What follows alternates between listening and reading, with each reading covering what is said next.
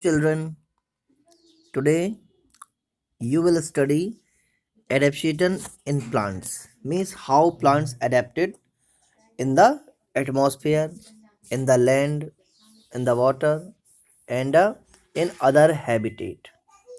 So, firstly, in this heading, we shall study a separate heading that is called adaptation in hydrophytes. Hydrophyte means plants that live in water, yeah, that grow in water like lotus, water lily. These are hydrophytes. Hydrophytes are the plants that grow excessively wet condition. Excessively very wet condition. Wet means very watery places or completely in water like pond, like river. Now there are several types of hydrophytes, and out of them there are two main types here explained. First is submerged plant. Submerged means that is totally covered with water, totally underwater plant like Hydrilla and Vallisneria. These are the plant that you are seeing. That this is the plant. Look at here. This is the water surface, and these are submerged means totally under the water. Okay. And second one is floating plant. Floating means like a swimming. Those plant having or floating on the surface. Look at this. These plant. This is floating on the plant, and it the water like hyacinth and the water lettuce. These are the floating plant, and lettuce is also used as a salad in the foreign countries. Some aquatic plants like lily, lotus are partly submerged. Partly submerged means half under the water, half above the water. So these plants show adaptation in their roots, in their stems, and in their leaves. Okay. So now we shall study about these three things. The root of aquatic plants are very short due to floating condition and small. As an aquatic plant can absorb water and dissolve mineral directly from the surface of their stems, because surface stem is also uh, found in the underwater, so it takes the minerals not from the soil but from the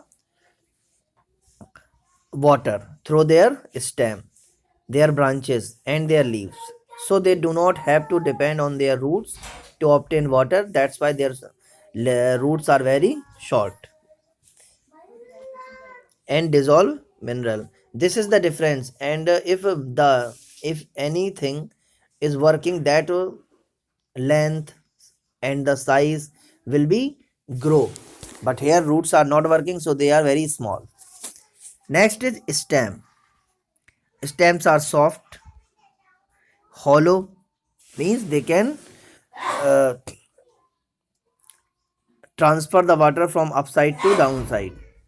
Light means light weighted, and it can sway. Sway means bend, turn along the water movement and pressure. Wherever the water will float, the stem will turn to that side. And the leaves of submerged water like hydra are long and thin, so that strong water current are not able to tear them apart. Okay. In water lily, leaves are large and circular and keep floating. Circular means like this shape.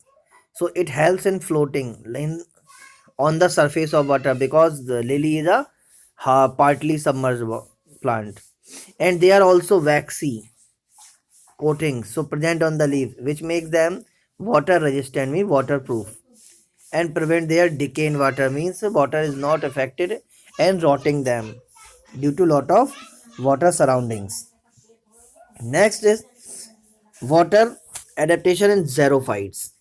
So plants living in dry condition or water scarce habitat like desert, means where water is very little found, and that is all the condition only in desert found. So that are called xerophyte. The condition prevailing in water scarce habitat are called xeric, and the plants are called xerophytes. Some plants like cacti have become adapted to the such dryness. Cactus is common plant there, like and the babul also, kikar, that are the plant those grow in that area, and their root, stem, and leaves show adaptation. So, firstly, we shall study about the roots.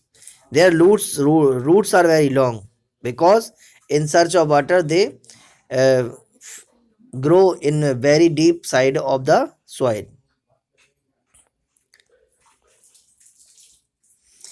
and their stem. So, stem become spongy as to store water like this. You can so this is stem convert in the spongy, and stem are modified perform to function of leaves, and leaves are converted into spines means कांटों में convert हो जाती हैं, and the thick waxy coating develop the prevent the loss of water because waxy coating reflect the light and avoid या negotiate the loss of water, and their leaves are absent, and if have then they are very small and reduced to spines means they converted into spines in order to reduce loss of water. And the third type of plants are adaptation in plants to the mountain habitats means plants grow in the mountain region, and these regions have got the lot of rain. So mountain habitat is very cold during winter because in the mountains the winters are very cold and snowfall sometimes snowfall also occur there. The trees can survive extremely cold. Okay. In windley mountain habitat due to the following condition. The first one is the trees in mountain habitat are usually cone shaped. Cone shaped means like this shape. This is cone shaped, having sloping branches. Sloping branches means that's why the water and the snow will not stop there. They just flow, fall and slide down. This shape of mountain trees make the rainwater and snow to slide easily without damaging the branches and the leaves. Okay.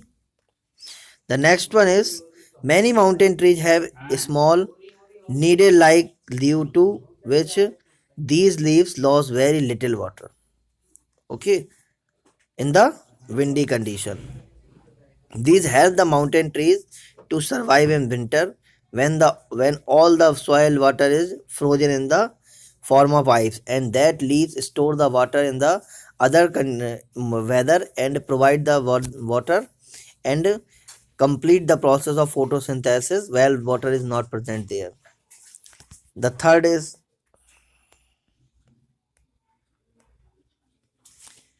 the broad leaves trees found in mountain shed their leaves means they fall their leaf before the onset of winter, on that prevent the such trees from losing of water from their leaves and helps in their survival during winter means they fall their leaves and it saves from the, yeah, escapes from the evaporation. Okay.